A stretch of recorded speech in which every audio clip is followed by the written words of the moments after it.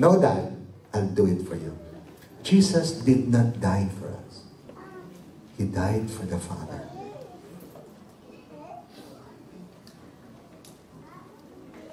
He gave His life completely to just express the Father's love for us. That is His sole motive. He did not say anything. He did not do anything that is not of the Father.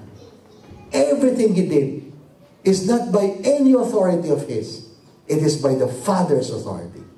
To the point that when He realized that really the Father meant what He said, that He was going to die for these people excruciatingly in a passion and death on the cross, Jesus, as a human person, says, "Whoa, Father, is it possible to let this cup pass?" And there was silence.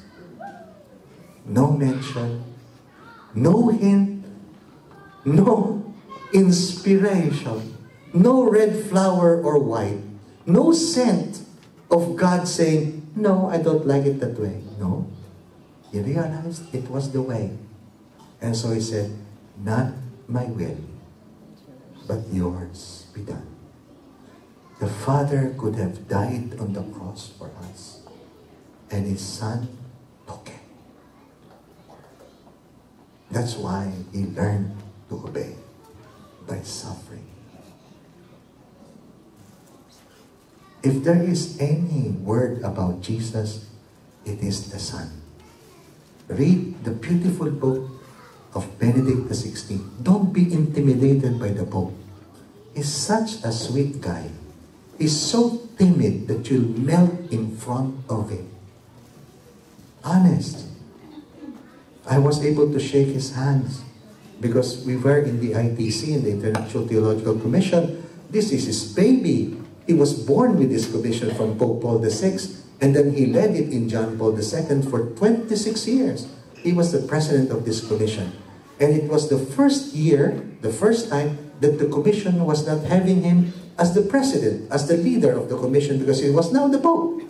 And so there I was, a member of this commission, and we had a Mass with him. And after the Mass, 30 of us, we took his hand and kissed him. In front of him, I was not in front of the German shepherd Ratzinger. I was in front of a timid person. So timid, it embarrassed me because I felt he was just like me. He was no one greater than me. He was just a human being. And he approached it with such simplicity of smile that I said, I need a better smile. I need a better smile from this guy. So I was thinking, I was second in line. I said, let me think fast. I know.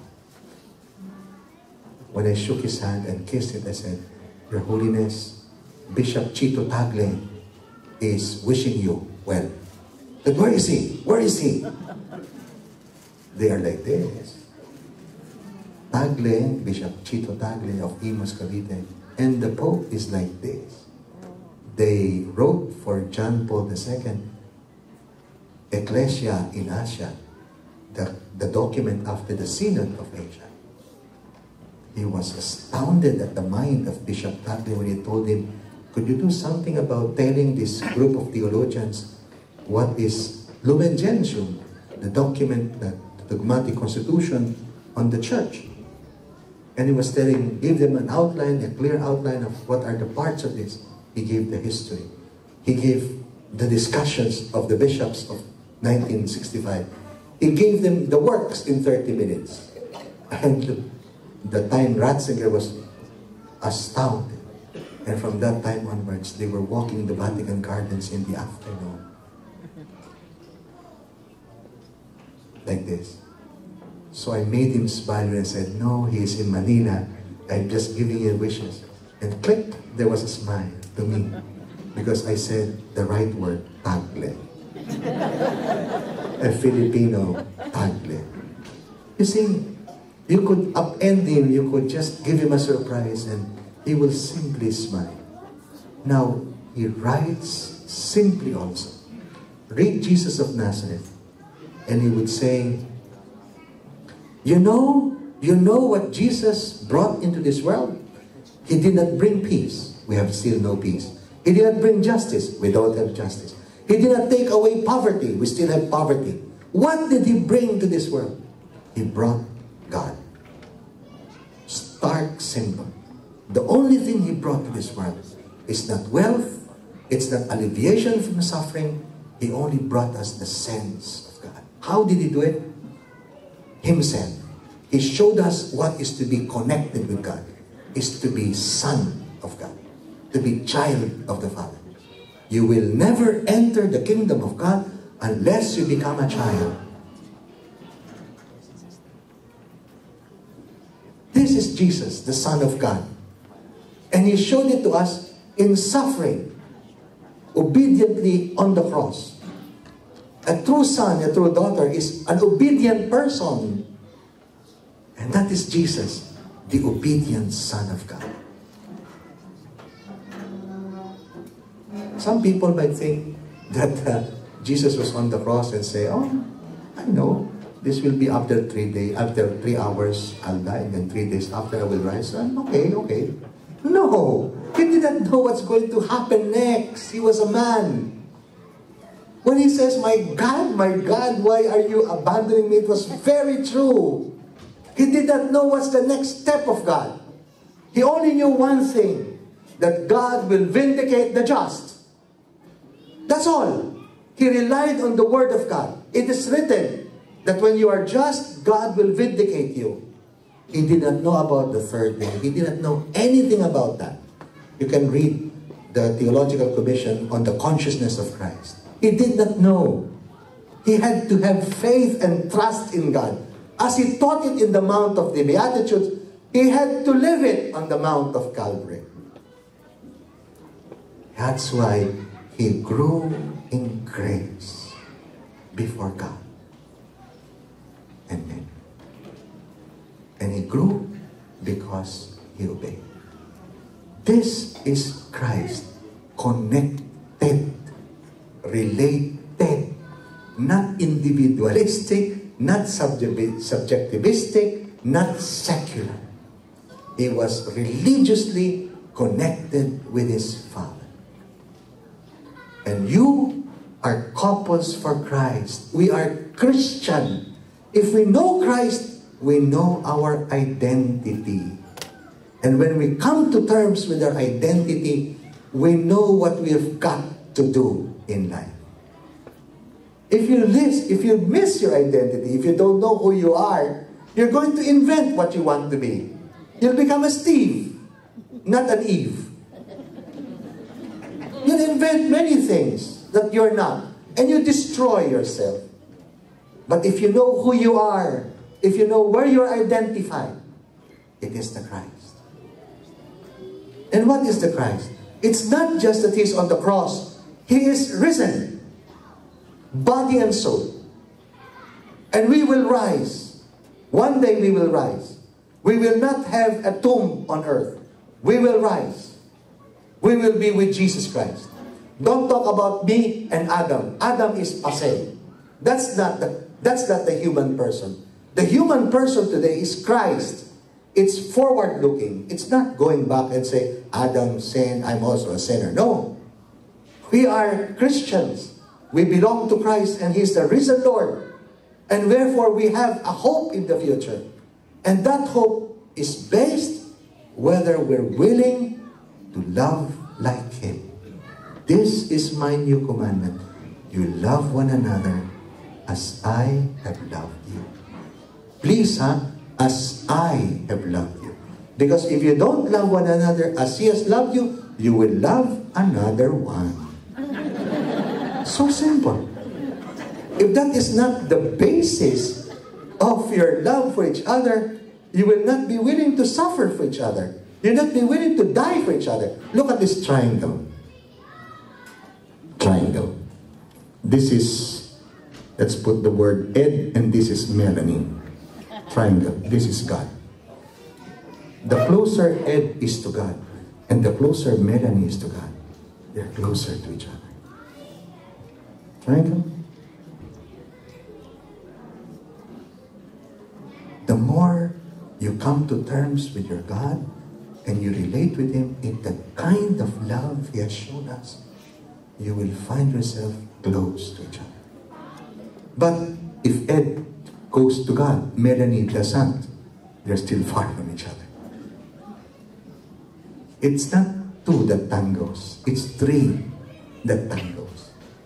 It's you, me, and God. And God at the vertex, God at the center. And that God is no longer a guesswork. That is identified with Jesus Christ. That is Christ. That is God. And this God, He loved the world so much, He gave His Son. You know what happened? Mount Moriah, where Abraham brought his only son Isaac, is the same as Mount of Jerusalem, the Temple Mount, where the temple is. That's Mount Moriah.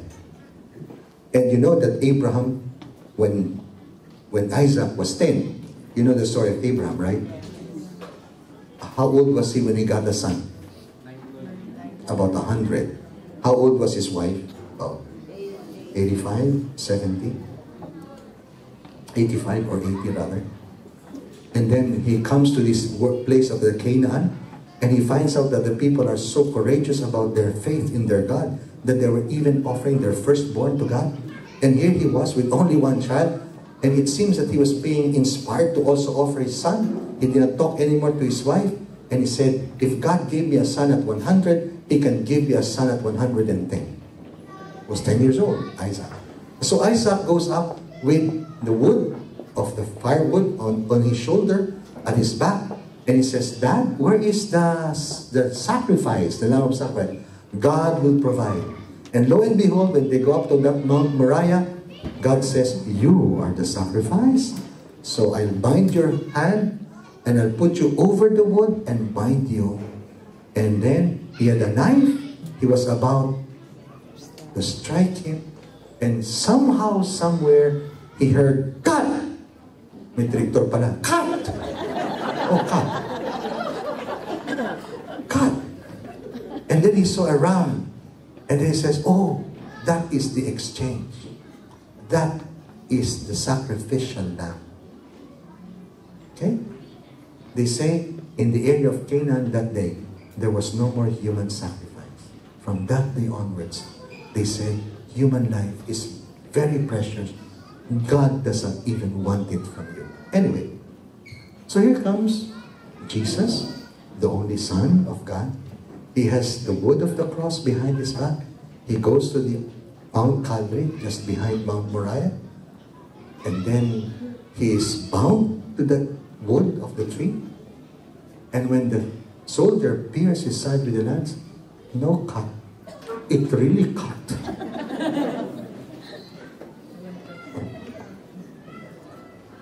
Hebrews says, God spared Isaac, but not his son.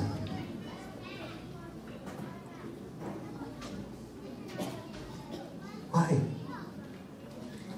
Because God so loved the world.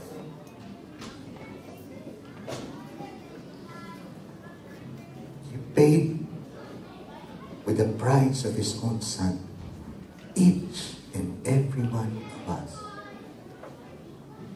That's our dignity. That's our identity. We have been washed by the blood of the Lamb. And our blood is more precious than the life of his own son. The Father do not want to part from us. I said last night to the people of New York, we are the ones that say to each other, go to hell. God will never tell you, go to hell. No. Come to me. I am your Father. And this is your home. And I will not be satisfied unless you come and be with me. But we are free. And because He loved us so much, that He says, if you don't want to come with me, I'll give you a place for yourself. And He gave us hell.